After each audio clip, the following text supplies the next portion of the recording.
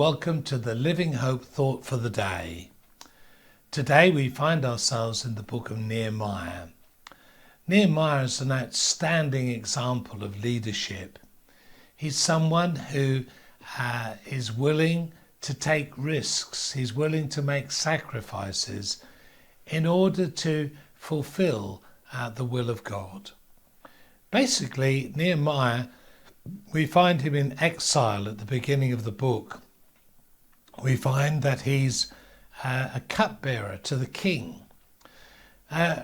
Potentially a very dangerous job, because the idea would be that he would taste the wine that was served to the king. And if there was anyone who was trying to put to the king something that was poisoned in any way, well, in other words, he would be poisoned first. So he did have to be quite a risk taker in many ways. But what is very evident is that he has won the king's favour. It's not just a job, he's become someone that the king really respects. And so when he gets news of what's going on in Jerusalem and the way that the walls are all broken down and the gates have been burnt with fire, he finds that very distressing. Now, in his job, he was meant to hide those emotions. He was not meant to give any idea to the king that he was upset.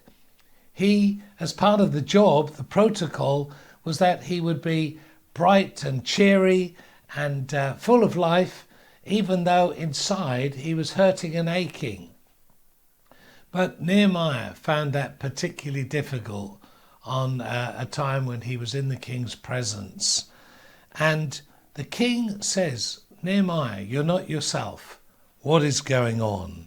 And this is what he says. We're reading from Nehemiah chapter 2, verse 4 and 5.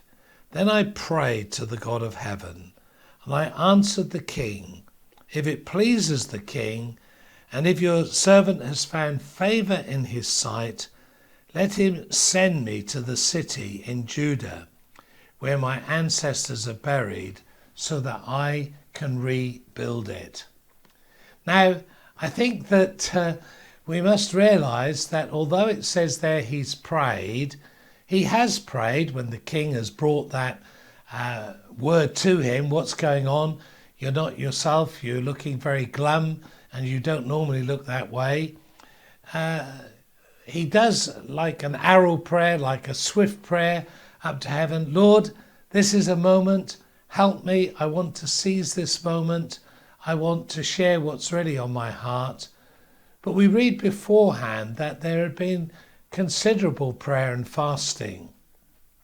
So I think that we just need to understand that when we're looking to God for an opportunity to do something that he's laid on our hearts, that to pray in the moment when there's a chink of light in terms of an opportunity to share with someone who we know can have some influence. Of course, it's great to pray in that moment, but for it to be preceded with a deeper seeking and searching of God is very, very important.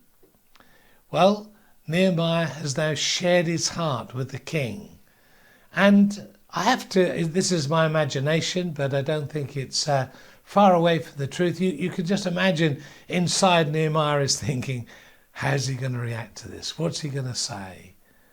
But to his joy and delight, the king is just very willing to help. He's willing to release Nehemiah. He's going to give him resources. He's going to help him get access to timber. He's going to give him letters so that when he has to pass through countries to get from where he is down into Israel, he's going to be given like an equivalent of a visa in order to get there. The king is just going to help in so many ways, which is really surprising because we must remember he's a foreign king, he's a pagan king. God will make a way for us when we are in his will.